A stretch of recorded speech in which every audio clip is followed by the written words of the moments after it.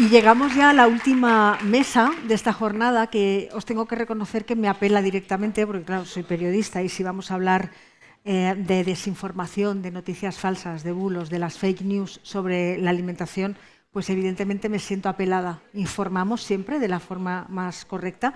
Les pido un aplauso para Jara Pérez Jiménez, doctora en Ciencia y Tecnología de los Alimentos del Instituto de Ciencia y Tecnología de los Alimentos y Nutrición y Ciber de Diabetes y Enfermedades Metabólicas. Pablo Roca, psicólogo y viñetista e ilustrador, creador de @oximorón. Lucía Hernández de Lorenzo, psicóloga general sanitaria, experta en duelo y trauma.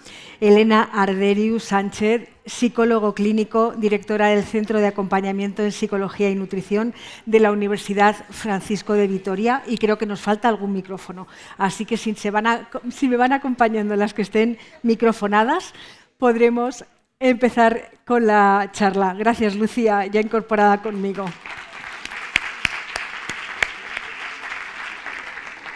Mientras les espero, los medios somos los primeros en tener que hacer una cierta reflexión y sobre todo nuestra propia dosis de autoanálisis y autocrítica. ¿Cuántas veces utilizamos el clickbait para que vosotros pinchéis? Porque ya no se venden noticias. ¿Y cuántas veces se utiliza la alimentación para hacer ese clickbait? Normalmente siempre. ¿Por qué? Porque nos apela a la sensación de seguridad alimentaria, nos apela a la sensación de salud y nos apela al placer. Entonces apela directamente a lo más básico que tenemos las personas y ante las que los lectores se pueden sentir totalmente inermes. Esta mesa, por tanto, me parece fundamental porque como profesionales y como personas no vamos a poder lograr que la desinformación deje de existir. Os cuento ya la mala noticia. Va a ser un tsunami que no va a parar y lo estamos viendo en todo proceso económico, social, político o incluso informativo. Sin embargo, sí que tenemos que tener el objetivo común de crear profesionales y personas e individuos, una sociedad llena de herramientas para detectar cuándo le están mintiendo. Y cuando no detectas si te están mintiendo, pero algo te alerta, saber dónde tienes que ir a buscar una fuente correcta.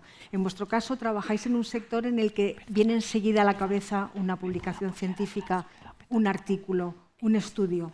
Vamos a hablar de eso, de cómo luchar contra la desinformación, no solo poniendo el foco en los profesionales que pueden hacerlo de una forma errónea, sino también en nosotros como receptores para defendernos de ella. Así que vamos a comenzar y me gustaría empezar preguntándoos, sobre todo, Jara, ese decálogo que nos vas a presentar de la forma en la que podemos reconocer esas noticias falsas en los medios y que esas sean las herramientas sobre las que vamos a empezar a debatir en esta mesa. Sí, arrancamos con el decálogo. Sí. Gracias, Laura. Bueno, gracias a la organización por la invitación y yo efectivamente voy a presentar brevemente un decálogo donde la idea es poder identificar bulos nutricionales. No se trata tanto de andar hablando de tal o cual bulo, sino sobre todo de poder proporcionar unas herramientas que sean útiles para profesionales, como estudiantes, como público general, para cuando nos llegue la última información que circule por Instagram, que nos cuente el vecino, tengamos una serie de criterios para decir hasta qué punto estamos o no ante un posible bulo. Por tanto, voy a presentar este decálogo. Bueno, al final voy a resumir los 10 puntos del decálogo, lo digo porque hablando del estrés, que nadie se estrese intentando hacer fotos a todo, porque al final va a salir el decálogo completo. Entonces, lo primero de todo sería que no nos dan detalles sobre los estudios científicos. De pronto nos llega una información y nos dice: investigadores de la Universidad de Wisconsin descubren que la piña cura el cáncer. Y claro, tú dices, pues va a ser verdad, porque están hablando de la Universidad de Wisconsin, entrevistan aquí al investigador existe, lo busco en internet y existe. Claro, ¿qué es lo que ocurre? Que la investigación en nutrición es un proceso. Hay distintos tipos de investigaciones, todas son necesarias, todas nos aportan información imprescindible, son complementarias, pero no implican el mismo nivel de evidencia. Entonces, no es lo mismo un estudio en células, un estudio en animales, que un estudio en personas. Y lo primero que debemos hacer es ver de qué tipo de estudio nos están hablando. Si no nos dan detalles del estudio ya vamos mal, pero a lo mejor si nos dan detalles y vemos que es un estudio en células, un estudio en animales, diremos, bueno, estamos ante algo que se está haciendo, que está en una fase preliminar, que es muy interesante, pero que está en este nivel. Luego puede ocurrir que se hable de un solo estudio científico. Aunque nos estén contando un estudio hecho en personas, en un grupo de población muy grande, por unos investigadores excelentes, con todos los controles del mundo, la ciencia es acumulativa, no nos basta con ese único estudio. Entonces podremos decir, qué bien que se haya hecho este estudio, qué interesante lo que muestra, pero hacen falta más estudios hechos por otros investigadores en otras poblaciones que arrojen resultados similares. Y ahí es donde podremos llegar a la recomendación nutricional, que es un tema que muchas veces se confunde. No es lo mismo el estudio o la investigación científica, que estamos, digamos, in media res del proceso, a cuando llegamos ya a la recomendación nutricional que podemos lanzar. Lo siguiente sería que nos cuenten que solo ese alimento contiene ese compuesto. La raíz que no puede faltar en tus desayunos, la infusión que debes tomar todos los días. La naturaleza no funciona así. Si pensamos en los alimentos de origen vegetal, no surge cada alimento de la nada, sino que tenemos familias botánicas, grupos de alimentos que comparten componentes. Aquí tenemos varias brasicáceas. Podemos tomar coliflor, brócoli, lombarda, cale, porque está de moda, el que prefiramos, el que nos resulte más agradable al sabor, a las recetas que queramos hacer, nos van a estar aportando componentes similares de esta familia de alimentos. Igual alguien ahora mismo está pensando, no, espera, porque ahí estoy viendo una coliflor morada, claramente esa coliflor va a tener compuestos que no están en las otras, entonces si quiero tomar esos compuestos tendré que tomar la coliflor morada. Bueno, puedes hacerlo, pero también puedes tomar fresas, cerezas, uvas tintas, que te van a estar aportando esos compuestos. Hay muy pocos casos en la naturaleza donde tengamos que un alimento, un compuesto, solo está en determinado alimento, por lo cual en la mayoría de los casos tenemos muchas elecciones posibles que podemos hacer. Lo siguiente es que nos insistan en el concepto natural como sinónimo de beneficioso. Y esta imagen me encanta, la hicieron unos investigadores para recordarnos que los alimentos son química. Lo que nos están mostrando aquí es, en caso de que la legislación obligara a que las materias primas dijeran su composición, esto sería una manzana. Una manzana per se no se refiere, veis un montón de de aditivos, eso no son pesticidas ni fitosanitarios, tienen que ver simplemente con que la mayoría de los aditivos tienen un origen natural y efectivamente nos los encontramos en una manzana. Hay quien dice, bueno, es que ahora comemos química. Yo digo siempre, menos mal que comemos química, porque gracias a eso existimos. Igual que antes se decía que dormimos para poder existir, somos química también, o existimos gracias a que somos química y podemos tener todos nuestros componentes y hacer todas nuestras funciones fisiológicas. Realmente cuando se traslada esta idea de que algo es beneficioso por el simple hecho de ser natural, se está obviando pues, que en la naturaleza tenemos venenos mortales, tenemos setas que nos pueden causar la muerte y al mismo tiempo tenemos componentes sintéticos que nos pueden salvar la vida cuando tenemos una enfermedad. Con lo cual realmente esta dicotomía entre natural, no natural, beneficioso, dañino, realmente es algo para que huyamos de esas informaciones que nos están dando. Lo siguiente es que nos trasladen la idea de que cuanto más mejor, ¿no? Este alimento es bueno, pues buffet libre de ese alimento, tómalo 8 veces al día. Tenemos evidencias de que realmente incluso los compuestos beneficiosos en altas dosis se transforman en perjudiciales y tan peligrosa es una hipervitaminosis como una hipovitaminosis. O por ejemplo, un caso muy conocido es el del betacaroteno, un compuesto beneficioso que podemos encontrar en el mango, en el pimiento amarillo, en la zanahoria, en muchos alimentos con colores amarillos o naranjas. En un momento dado se hizo un estudio dando dosis de betacaroteno muy altas, a través de complementos, de pastillas, porque a través de alimentos era imposible llegar a esas dosis. Ese estudio se tuvo que frenar porque estaban aumentando los casos de cáncer de pulmón entre los fumadores que los tomaban y realmente sentó un antes y un después en la investigación en nutrición. Ojo, que nadie salga de aquí decidiendo no tomar zanahoria. Se ha hablado de cuando se estaba tomando el betacaroteno en dosis que no se obtenían por la alimentación, sino que venían en forma de pastillas, con lo cual, con lo que sí debemos tener cuidado es con esos concentrados, preparados naturales, que tenemos la idea de mal no me va a hacer, pues son concentrados de compuestos químicos que sí pueden hacer mal. Lo siguiente es que nos cuenten que el alimento cura una enfermedad. Yo he puesto la imagen de los barcos porque, bueno, pues uno de los pocos casos donde realmente con un alimento, con un componente alimentario podemos curar una enfermedad sería el caso del escorbuto y de la vitamina C. Ocurre con otras deficiencias de vitaminas, de minerales, donde podemos curar la enfermedad, pero en general no ocurre eso con la alimentación y no con las enfermedades que tenemos hoy en día, la diabetes tipo 2, el Alzheimer, el cáncer, que son enfermedades multifactoriales. Por supuesto que la alimentación es súper importante. La alimentación reduce el riesgo de estas enfermedades, retarda su aparición, evita que aparezcan complicaciones, tiene muchos aspectos positivos relacionados con ellas, pero no cura. Así que cualquier información que nos llegue diciendo que la alimentación nos va a curar cualquiera de estas enfermedades, y sobre todo si habla del cáncer, que es un terreno en el que hay muchísimos bulos, pues es algo para que levantemos la bandera roja. Lo siguiente es que hagan un enfoque en nutrientes o en alimentos aislados. Los 10 alimentos más ricos en vitamina K. El alimento que no puede faltar en todos tus desayunos. Las personas al final no nos alimentamos con nutrientes ni con alimentos aislados, nos alimentamos con dietas globales y es esa dieta global la que debe ser saludable, porque si no lo es, una pizca de alimento saludable no va a hacer nada. Y si esa alimentación es saludable, puntualmente un componente que no lo sea no va a tener ningún efecto perjudicial. Lo siguiente es que nos vendan un producto, nos promocionen un producto que casualmente es caro, pero claro, es tan bueno que dices voy a hacer el esfuerzo para comprarlo.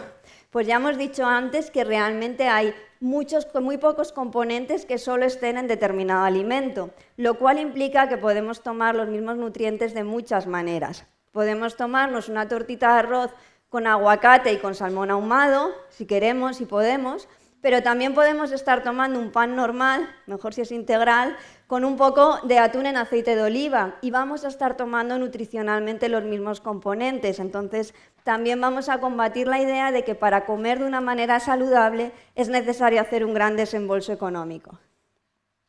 Llegando al penúltimo punto, pues nos cuentan una historia, claro, a veces que hay historias chulísimas, de los orígenes de ciertos alimentos que cómo no vas a comprarlos, ¿no? Bueno, pongo el Himalaya a modo de recordatorio para que visualicemos lo que es, porque como el Himalaya últimamente parece el último vergel en la tierra, bueno, pues el Himalaya es así, ¿no? Aunque todo venga de ahí. Claro, a ti te cuentan que estás comprando una sal carísima, pero es que viene el Himalaya, te imaginas ahí que ha habido uno que ha subido hasta arriba para traerte tu sal, necesariamente tiene que ser una sal buenísima y tiene sentido que sea tan cara. Claro, lo que pasa es que el Himalaya es muy grande. En realidad esa sal viene de la segunda mayor mina de sal del mundo, que está en Pakistán, lo cual ya es bastante menos atractivo, y es un 95% cloruro sódico, que es un componente que debemos reducir de nuestra alimentación. Así que más allá de esa historia bonita que nos estén contando, vamos a ver la naturaleza del alimento y si nutricionalmente es o no un alimento interesante. Y en la misma línea hay también unas historias súper bonitas y súper llamativas sobre conspiraciones, ¿no? Y te llega también las 10 plantas que curan el cáncer y la industria farmacéutica no quiere que conozcas, que es el gran secreto de la humanidad que casualmente tu vecino lo sabe y te lo manda por el grupo de WhatsApp, ¿no?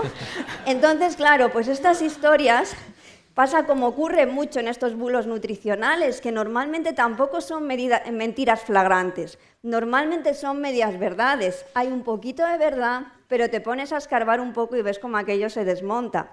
Por ejemplo, si buscáis por internet, podéis leer cosas sobre cómo cultivar tu planta anticáncer, que es la vinca de Madagascar, y te dice que la cultives en casa.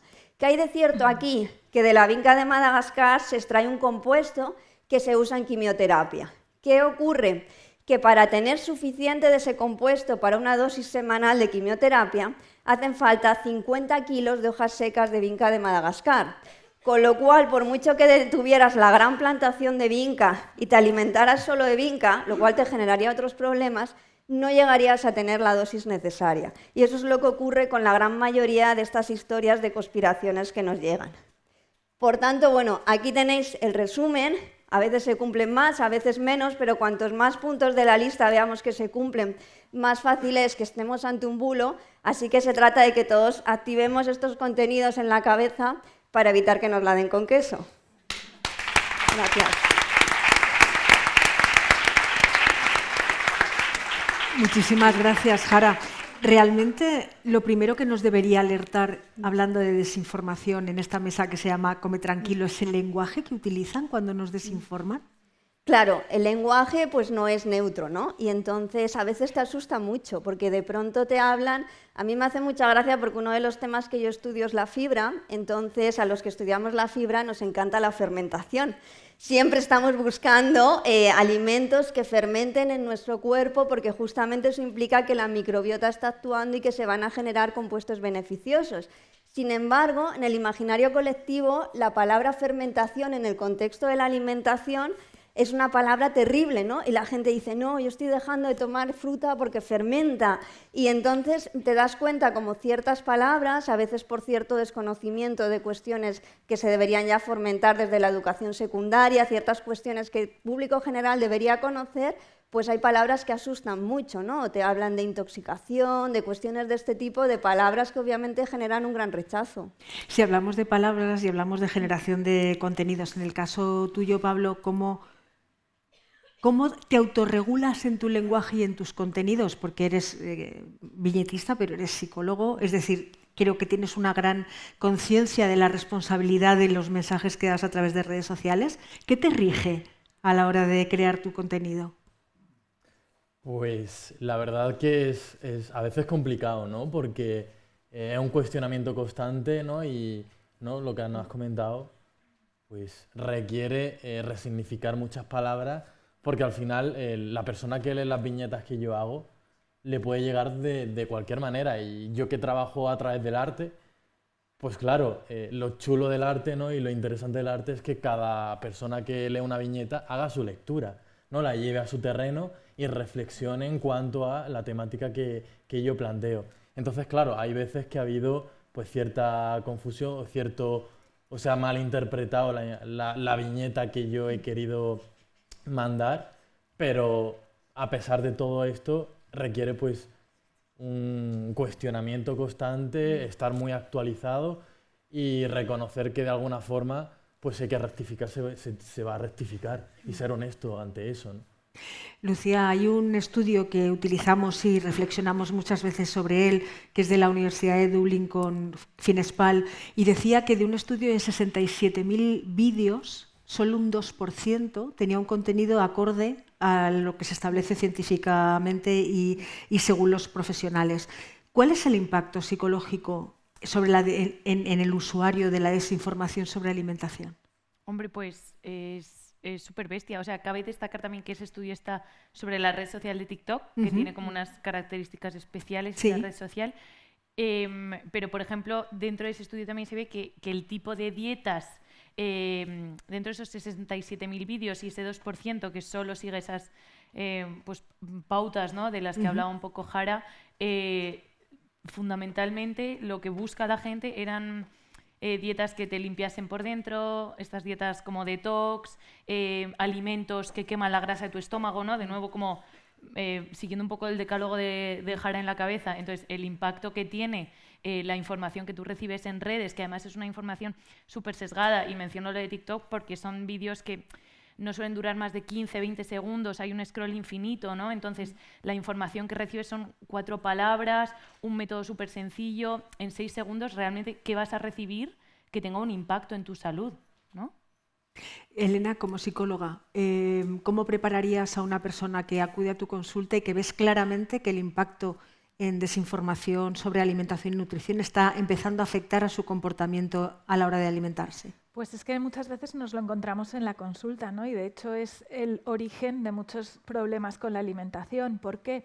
Pues porque lo que nos encontramos es que la persona deja de ser él mismo por quererse parecer a esa persona que encuentra en las redes sociales, ¿no? Entonces ahí nos tenemos a personas que con un cacao fundamental no son capaces de identificar qué es lo que quieren ser, cómo se quieren comportar, incluso tener un juicio crítico con aquello que le plantean, ¿no? las redes sociales. Entonces, es verdad que dentro de este proceso pues tendríamos que trabajar esa gestión emocional que venimos hablando toda la mañana, porque esto nos va a dar pistas para saber cómo quiero ser verdaderamente, quién soy yo cómo son mis emociones, si estoy enfadado o ante qué estoy enfadado, o estoy triste, o si utilizo los alimentos para manejarme en mi vida cotidiana. Yo creo que en las redes sociales se muestra un ideal, un imposible, algo que solamente se expone, ¿no? Como decía también antes Lola, ¿no? Todo eso, ideal, y tenemos que mostrar pues, que las dificultades de la vida cotidiana, eso que te hace reaccionar emocionalmente, a veces con emociones que no nos gustan tanto, ¿no? La felicidad la compramos todos y nos gustaría siempre estar en ese estado, pero la realidad es que el día a día genera sufrimiento, malestar, y que en muchos casos se utilizan a través de la alimentación. O sea, utilizamos la alimentación, la conducta de comer como esa gestión emocional. Entonces yo creo que es fundamental el que la persona se conozca a sí misma, sepa qué es lo que le está enfadando, qué es lo que le está poniendo triste o a qué tiene miedo, y que de esa manera sepa tener un juicio crítico con aquello que está viendo. Pero ¿no ha habido un empeoramiento en el sentido de que las redes sociales no solo crean un ideal estético de estado de salud, de estilo de vida, de dinero, viva las Bahamas? Se ha sumado que en el caso de la alimentación entra el componente de la desinformación ideológica, en el que no solo te dicen cómo tienes que estar físicamente y aparentar, sino que además tienes que comer de cierto modo o tu comportamiento alimentario no es lícito, porque ahora ideológicamente no se lleva otro tipo de alimentación o de dieta. ¿No hace eso ya como una bomba nuclear, uniendo las dos cosas? Absolutamente, pero porque de esa manera estamos poniendo énfasis en solo un aspecto de la persona. Es decir, no estamos entendiendo ese conjunto de lo que esa persona está viviendo. Y lo que se expone en redes sociales, pues como decimos, ¿no? Es solo una parte de ese ideal, y lidiar con el día a día es complicado. Lucía, hay una diferencia real y evidente, no es cuestión ni de ser edadista ni de no serlo, es decir, de los que no hemos nacido con un móvil en la mano, luego la generación que nació con un ratón de ordenador y ahora los que han nacido con un teléfono inteligente en la mano, ¿no? En tu experiencia de práctica clínica, ¿ves una diferencia de reacción y de comportamiento y de impacto de este tipo de noticias falsas y desinformación según la generación? Por supuesto.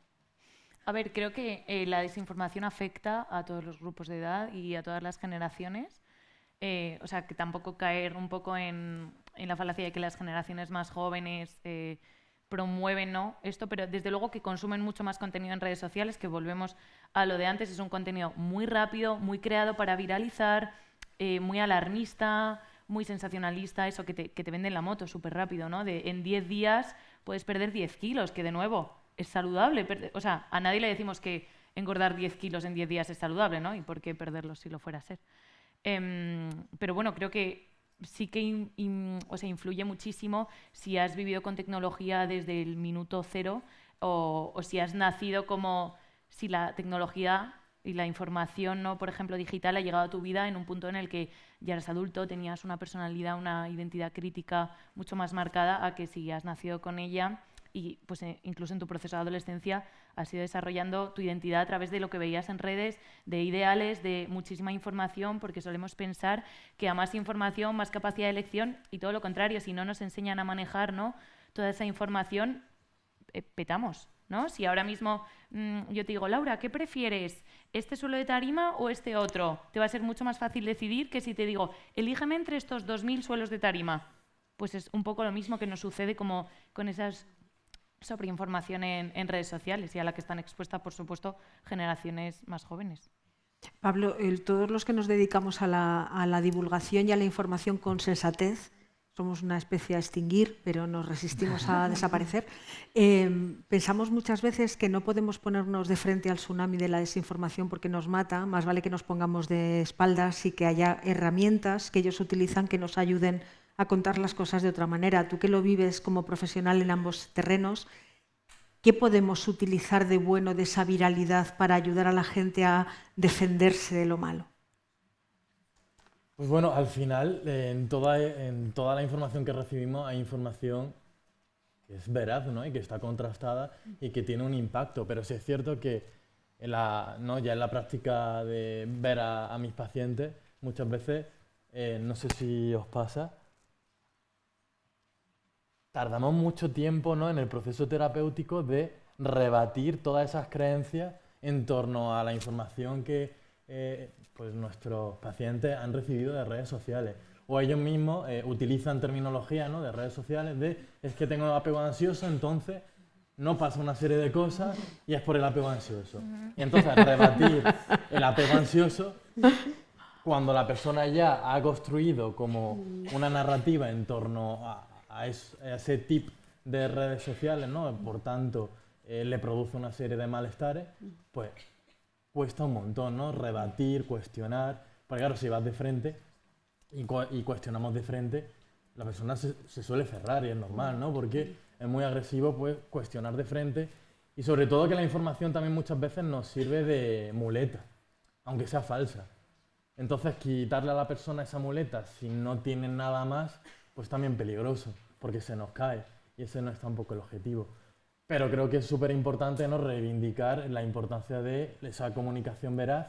Y bueno, mi forma de comunicar es bastante peculiar porque lo hago a través de las viñetas y no te pongo la información tal y como la puedes leer en un artículo científico o en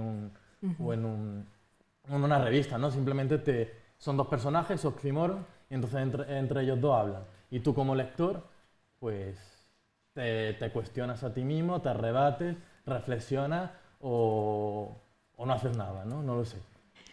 Jara, cuando analizamos el problema de la desinformación y las noticias falsas sobre alimentación, yo siempre me pregunto si aparte de lo que pueda influir en que tengamos o se nos afecte nuestro comportamiento y nuestra relación con la comida, con que se instaure la sensación de que no hay nadie fiable a quien creer cuando nos hablen.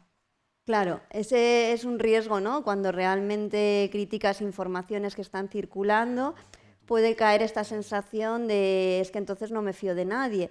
Más aún cuando la gente tiene esta idea de uy, es que antes nos hacían una recomendación nutricional y ha variado, ¿no? El huevo es un clásico, antes sí, antes no y ahora sí. Entonces, claro, por eso yo creo que es muy importante hacer una educación sobre cómo se investiga en nutrición y cuáles son las voces válidas en nutrición. Es decir, lo que ocurre con la nutrición es, si a lo mejor alguien trabaja en energía nuclear, pues a lo mejor es más difícil que todo el mundo se considere experto en energía nuclear, pero claro, desde el momento en que esto es un acto muy banal, o aparentemente banal, que hacemos en nuestro contexto todos los días y varias veces a diario, cualquier persona piensa que realmente saber de nutrición es que yo sepa lo que me sienta bien o el consejo que me dio mi prima, ¿no? Entonces, por eso es muy importante explicar cómo es el proceso de investigación en nutrición, como yo antes comentaba, las distintas fases, cómo se llega a establecer una recomendación y establecer también qué significa una voz autorizada, ¿no? Que muchas veces no solo tiene que implicar un título determinado, porque claro, esto lo vimos también en la pandemia, de pronto te salían médicos con su título de médico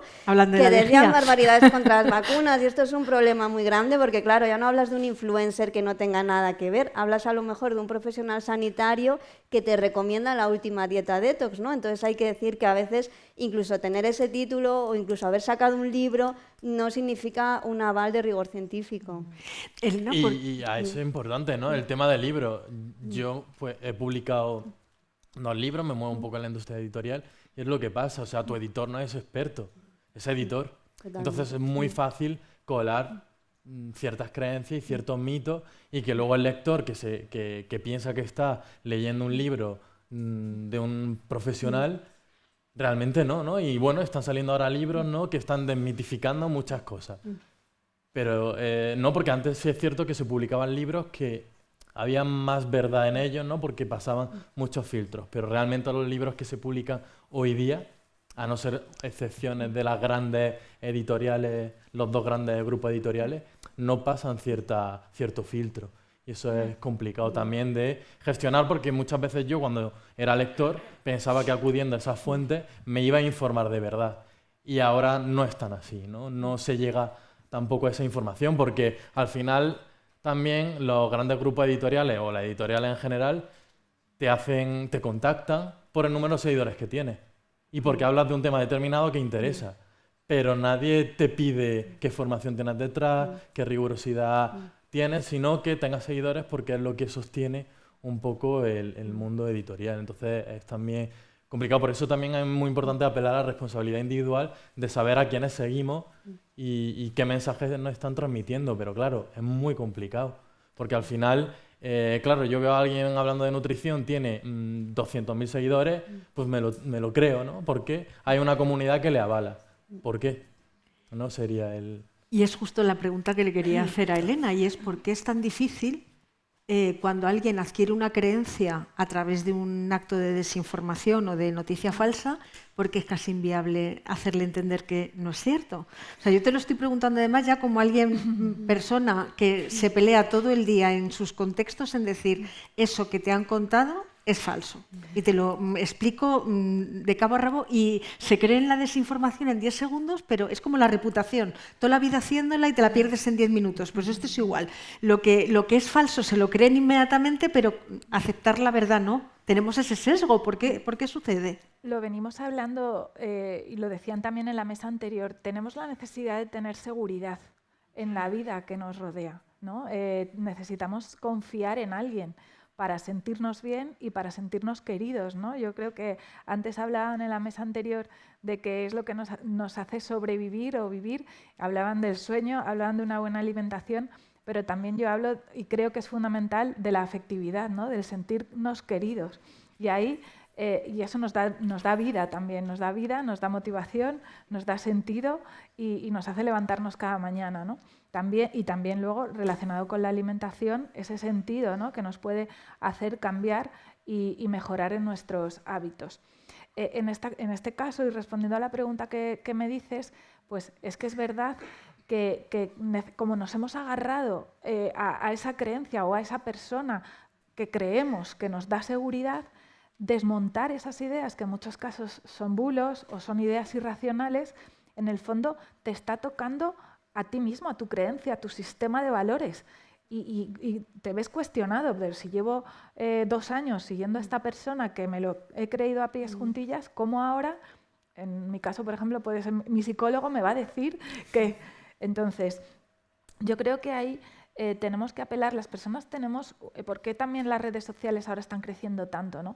Tenemos mucho miedo a mostrar nuestra vulnerabilidad en ir a un médico, en ir a un psicólogo, en ir a un nutricionista y contar pues todos esos sufrimientos, ¿no? que nos llevan a pasarlo mal y a tener una relación con la comida determinada o a comer ciertos tipos de alimentos que a lo mejor pues no son del todo saludables. Entonces, abrir nuestro corazón, ponernos delante de alguien nos cuesta. Y parece que las redes sociales, a golpe de clic, nos están conectando con aquel problema que se supone que tenemos, ¿no? También toleramos cada vez menos la frustración de no saber qué me sucede o de pasar por una situación complicada, ¿no? Entonces, con esto lo que quiero decir es que en esas redes sociales donde cuesta desmontar, porque tú tienes que desmontarte a ti mismo, ¿no? En esa reconstrucción de la identidad que en muchos casos tenemos que hacer en terapia a la hora de saber quién soy, qué máscaras me estoy poniendo en mi relación con los demás, por qué sigo a una persona que ni conozco fielmente, ni a lo mejor hay detrás un estudio o si lo hay es muy puntual. Pero sin embargo tenemos esa necesidad de pertenecer a una comunidad. Antes a lo mejor íbamos a jugar al fútbol, a la iglesia, a mi comunidad de vecinos mismamente, pero ahora hemos perdido ese punto de humanidad y esa necesidad de pertenencia hace que nos volquemos en algo que no tenemos bien claro, ¿no? Entonces, tocar eso haría que tocásemos nuestro verdadero yo, nuestra verdadera identidad. Y entonces por eso nos cuesta tanto desde, no sé, compañeros, qué pensáis, pero nos cuesta tanto desmontar esas creencias erróneas. Y si puedo añadir a lo de Elena, que estoy totalmente de acuerdo con ella, o sea, muchas veces preguntarse, conocerse, implica frustrarse, ¿no? Claro. En ese proceso. Y en esta tan resistencia que yo hago siempre voto a favor de la frustración, ¿no? Que la rechazamos por completo. Traigo un poco el tema generacional también, ¿no? Y voy a poner un ejemplo súper típico, pero con esta no frustración todo el rato. Pues antes era un domingo, querías ver una peli, te ponías en el sofá de tu casa y a ver qué hay, ¿no? Y había pues Vaqueros en Antena 3 y lo que pillases en Telecinco. Y ya está. Y la de los romances también. Y alguna telenovela, claro. Pero además te lo comes con patatas y si ha iniciado además, pues te vas a perder los 20 minutos iniciales y punto. Y te frustras y la disfrutas o no, pero eso es lo que te toca, ¿no? Y ahora de repente pues te plantas el domingo y abres 7 plataformas de streaming con 18.000 contenidos. Para no ver nada. Sí, porque te pasas una hora diciendo, a ver qué veo, ¿no? Y nunca llegas, o sea, estás como en ese bucle, en esa punta del iceberg, donde nunca llegas a entrar en contacto con incluso la frustración, que parece algo súper banal, pero es que es del día a día, que es de, ¿qué quiero? ¿Quién soy? ¿No? Del tema de la identidad que decía Elena. Y Lucía, en ese escenario que dibujas, ¿qué parte hay de comprar el mensaje de la demonización porque así tiene la culpa el otro? Me explico. ¿Sí? En alimentación vivimos constantemente un efecto de demonización en todos los eslabones de la cadena. El agricultor porque contamina, el que te lo vende porque te lo pone carísimo. ¿Compramos el mensaje de la demonización porque así la responsabilidad no es mía cuando decido mi alimentación, sino que viene otro y lo hace mal por mí? O sea, voy a decir la frase del psicólogo, ¿no? De depende. Nuestra, en primero de carrera nos dicen. Depende porque evidentemente creo que todo el mundo tiene responsabilidad. Hay ciertos sectores que tienen una responsabilidad en la manera en la que nos alimentamos, la publicidad, ¿no? El tipo de contenido que consumimos y por supuesto está la individual. El tema de la responsabilidad individual yo creo que es que suscita también emociones desagradables, ¿no? Entonces, asumir, muchas veces responsabilizarse. Antes hablábamos, así como en petit comité, ¿no? Entre esa diferencia entre la víctima y la responsabilidad, ¿no? Responsabilizarse muchas veces significa reconocer esto que estoy haciendo no me está viniendo bien, o esto que estoy haciendo me duele, o esto que estoy haciendo me daña o va en contra de mis valores, ¿no? Muchas veces, por ejemplo, cuando hablamos de la culpa, en consulta digo, ¿qué te está queriendo decir esa culpa? Porque a lo mejor esa culpa está conectando con un valor que para ti es fundamental y necesitas reparar desde la culpa. Entonces, en ese plano la responsabilidad significa pues que a veces no mola, o sea, que a veces tener responsabilidad sobre nuestra propia conducta, la manera en la que tratamos a los demás, nuestros propios pensamientos, etcétera, pues no siempre es agradable, ¿no? Y en el fondo nos está queriendo decir que no somos perfectos y que nos equivocamos. Y entonces hay que saber manejar eso. Perdón. Totalmente. Nada, según os escucho me viene a la cabeza todo el rato la idea del pensamiento crítico. Muy bien, pero Pablo, ¿cómo construimos un pensamiento crítico? Pues depende. Veo que aprobasteis primero todos perfectamente. Sí, primero fuimos a clase. Pues, a ver, o sea, es complicadísima la pregunta, pero sobre todo creo que es muy necesario generar espacios de diálogo, ¿no? Y de debate. Entonces, ¿no? Yo cuando voy a los institutos a dar charlas, a hablar de salud mental y demás, es muy importante ver qué traen ellos, ¿no? Porque muchas veces te traen redes sociales y te traen cosas que han escuchado y muchas veces con vergüenza también, ¿no? De no sé si es verdad, pero bueno, qué bueno que lo hayas traído aquí al grupo para ver cómo yo te lo puedo decir de otra forma. Entonces, es muy importante el generar esos espacios de diálogo que no sé hasta qué punto hoy día se está fomentando un diálogo, ¿no? Donde posturas, pues, no tan afines puedan un poco... Bueno, la desinformación conduce a la uniformidad del pensamiento, ¿no? Claro, o sea, no hay ningún diálogo, no hay la dicotomía de los extremos. Y bueno, pues fomentar pensamiento crítico. También sabiendo desde dónde nos estamos informando, ¿no? Porque también estamos y como periodista, pues lo vivirás, claro, ¿no? En que ya hay una desconfianza también hacia todo, y creo que irnos también al extremo para mí es muy triste, ¿no? Porque ya que es verdad, si todo puede ser mentira, ¿no? Pues también te genera, ¿no? El estrés y todas esas emociones negativas desagradables que hemos visto antes y que nos producen esos efectos en relación a nuestras demás áreas. Jara, cuando nos sobrepasa toda la desinformación sobre los alimentos que comemos, ¿se produce una diferencia en cómo los procesamos, en cómo los digerimos, en cómo nos sientan? Sí, realmente hay algunos estudios sobre este tema y que son sumamente interesantes. A mí hay uno que me encanta, lo resumo rápidamente, pero a un grupo de personas los dividieron en 2 subgrupos. Todos tomaron el mismo batido, pero lo que les cambió fue la etiqueta con la que recibían el batido. Entonces, en uno de ellos ponía el batido sensato y tenían la idea de que estaban tomando un batido light. Y en el otro ponía el batido capricho. Entonces era, bueno, aquí vamos a lo loco, ¿no? Entonces todos ellos se tomaron el mismo batido. Varias horas después les pasaron una encuesta sobre su sensación de hambre. Los que habían tomado el batido capricho se sentían mucho más llenos que los que habían tomado el batido light. Claro, hasta aquí puedes decir, bueno, claro, la mente, ellos tenían una predisposición, bueno, no es tan sorprendente. Sorprendente es que les midieron en sangre la grelina, que es la hormona del hambre. O sea, aquí ya estamos hablando de un marcador fisiológico. Y aquellos que habían tomado el batido capricho realmente tenían menos grelina, menos hormona del hambre en circulación que los que habían tomado el batido sensato.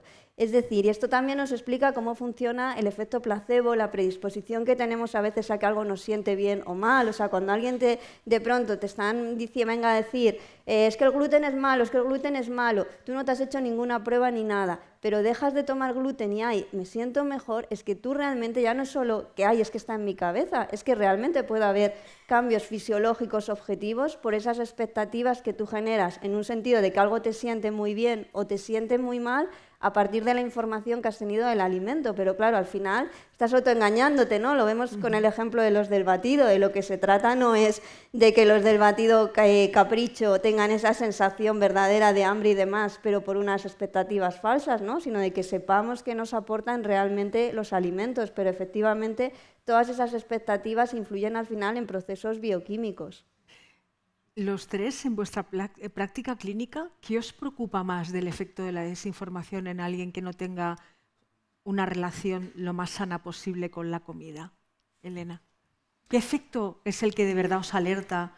O sea, yo creo que estábamos dando en ese punto, ¿no? En este punto del juicio crítico. O sea, la desinformación te hace estar desorientado, no saber qué eliges y por qué.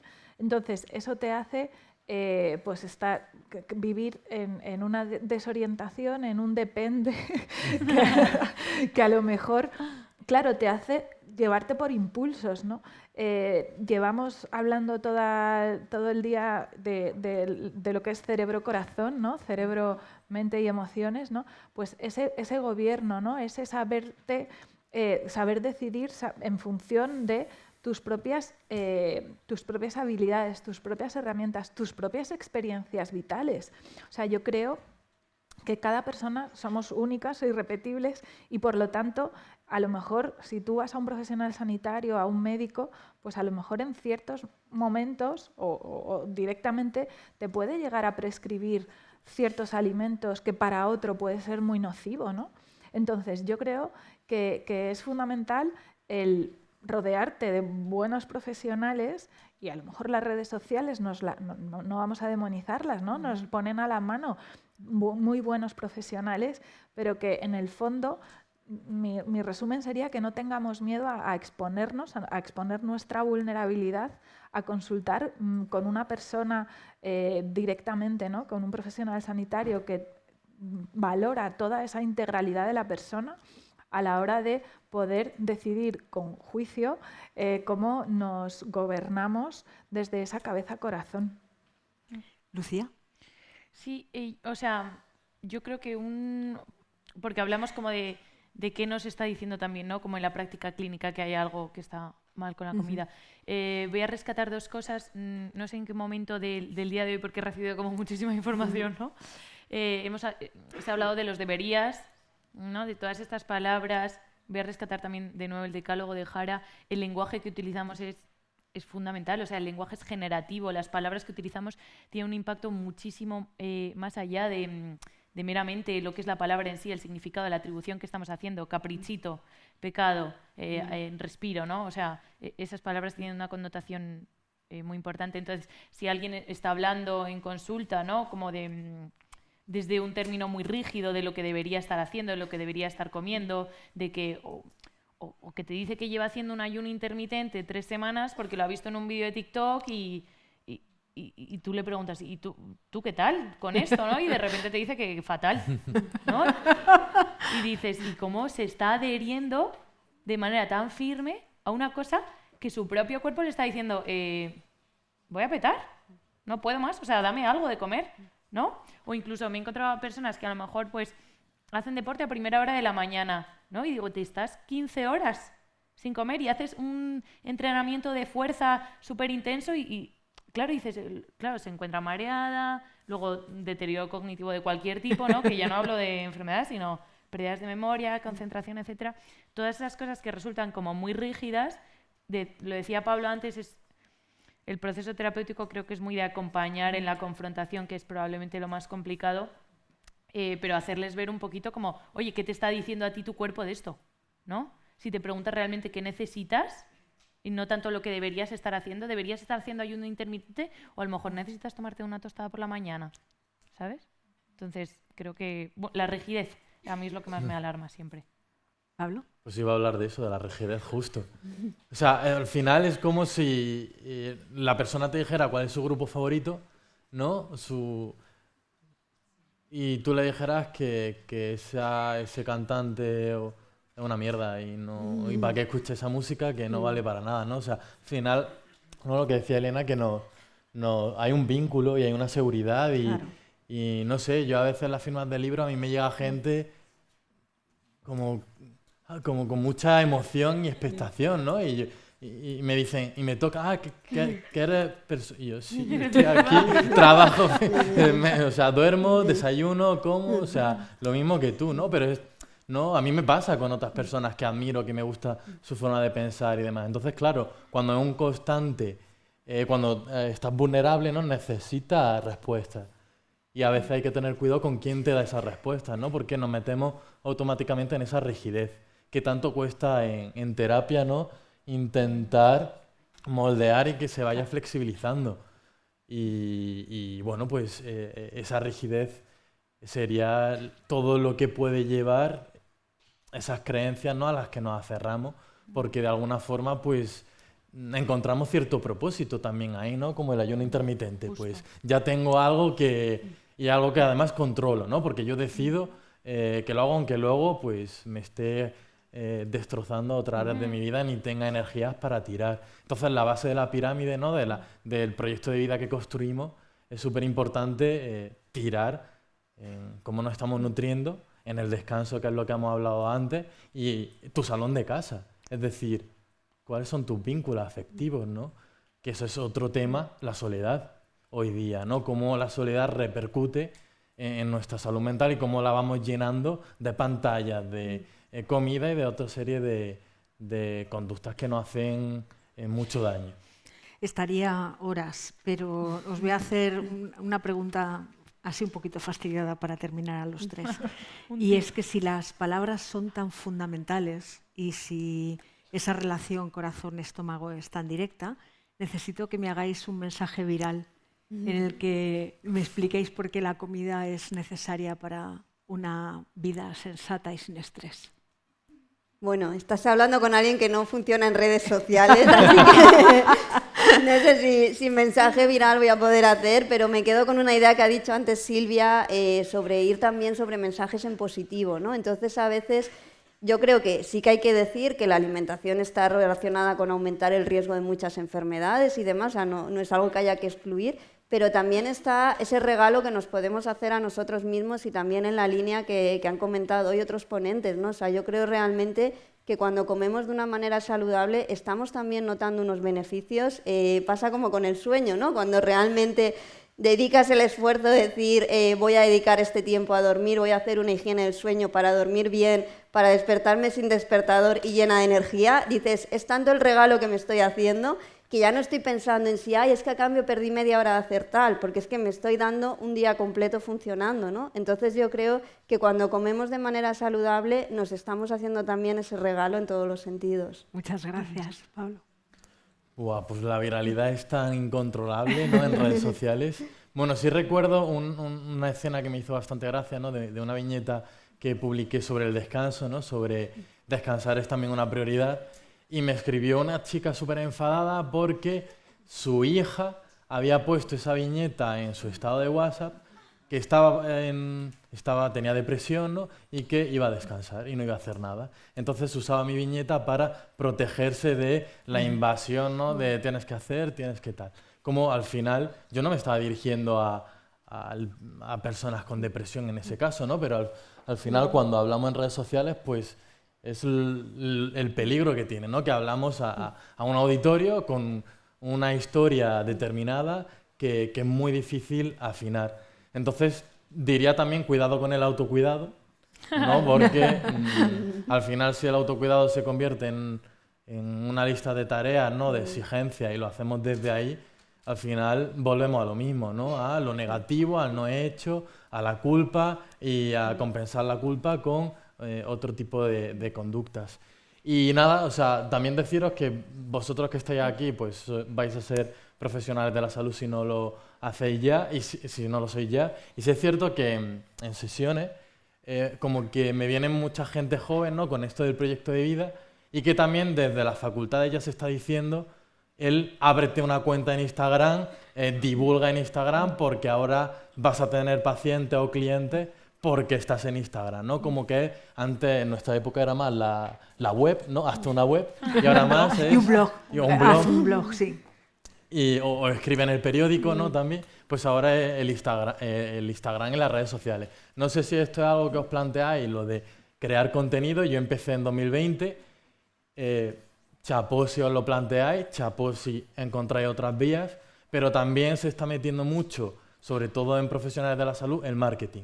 Y hay que tener mucho cuidado con cómo comunicamos, porque al final el marketing te dice que tienes que pinchar en los puntos de dolor de la población objetivo a lo que os dirigís, y pinchar en esos puntos de dolor, pues hay que hacerlo con cierta ética y cierto respeto, ¿no? Dirigirse a esa población, porque al final la gente que viene a nosotros es gente vulnerable, que tiene algún problema y que necesita de nosotros para, ¿no?, ir caminando, y nosotros tenemos que acompañarle. Y sí es cierto que veo mucho discurso en redes, ¿no? Muchos profesionales de la salud que son un poco bastante agresivos a la hora de encontrar esos clientes, ¿no? O esos expertos en marketing que te dicen que vas a llenar tu clínica en 2 días y vas a tener un montón de clientes y demás, ¿no? Entonces, bueno, apelar también a vuestros valores y a vuestra ética profesional ante todo, ¿no? Sí, yo voy a hilar un poco con lo que dice Pablo. Hay una manera de comunicar con ética. O sea, que no todas las redes sociales son un demonio. O sea, hay que filtrar, por supuesto, pero hay maneras de hacerlo con ética y con cuidado, y que si alguien se anima a divulgar también, pues que tenga muy en cuenta lo que decía Pablo, ¿no? Te van a decir que vayas... En nuestro caso siempre nos van a pedir que hablemos de apego ansioso total, de narcisismo. Tienes que hacer ¿no? los posts así, los ¿no? posts de esta manera, los vídeos de menos de 1 minuto. Joder, perdón. Estamos tratando con la salud de las personas. O sea, creo que tenemos que tener ciertos límites en cuanto a, pues, por ejemplo, temas de marketing y ventas y tal, porque en redes también vais a ver un montón de... ¿Cómo hacer que tu consulta facture más de 5.000 en...? Mira, es que a lo mejor me hubiera hecho cantante, ¿no? No psicóloga. Entonces, o sea, creo que hay una manera de hacerlo con cuidado. ¿Es remar a contracorriente? Sí. ¿Merece la pena? También. También, porque luego 100% te va a decir alguien, ¿no? Oye, dame un tip. Antes de la entrevista me han dicho, dinos algo rápido para calmar la ansiedad. Vaya. Pero el problema es que eso la gente demanda ese tipo de Claro. contenido, y habrá mucha gente que vaya a ese tipo de contenido. Claro. Pero también hay que saber qué perfil de profesionales sois vosotros. Sí. Si sois ese profesional de tips, o sois otro tipo de profesionales que quiere, pues, construir o generar esa amabilidad en torno a la cuenta que os creéis, no la visibilidad que os deis como profesionales, porque tener 5.000, o sea, facturar 5.000 euros con pacientes, no sé si para vosotros es el éxito en la vida eso, o el éxito son otro tipo de cosas, ¿no? Porque luego, a mí en la carrera, no sé a ti, nunca nos contaron el desgaste también profesional que requiere tener una persona delante y sostener su malestar y acompañarle, y luego que venga otra, con otra historia y otra movida diferente, ¿no? Requiere también de un respiro propio. Totalmente. Pues yo iba a ir en esta línea, o sea, o en la línea de Jara, mejor dicho. O sea, yo no me manejo en redes, entonces yo me manejo en la consulta, y entonces yo creo que eso que se hace viral en el fondo es lo que la gente necesita, y por lo que quizá acaba viniendo a consulta es porque no tiene ese mensaje humano directo donde uno se sienta escuchado por ser quien es, donde uno se sienta validado, querido aún con sus dificultades, Entonces, yo ahí diría que lo principal es conocerse, saber y no demonizar las emociones, saberlas vivir, darles un sentido, incluso al sufrimiento que eso nos pueda suscitar. Y en el foro que nos ocupa, pues que la nutrición, la alimentación nos sirva para tapar pues algunas situaciones, ¿no?, de tu vida cotidiana que te están generando pues un malestar. Muchísimas gracias. Me quedo con ¿merece la pena luchar contra la desinformación alimentaria? Por supuesto, les pido un aplauso.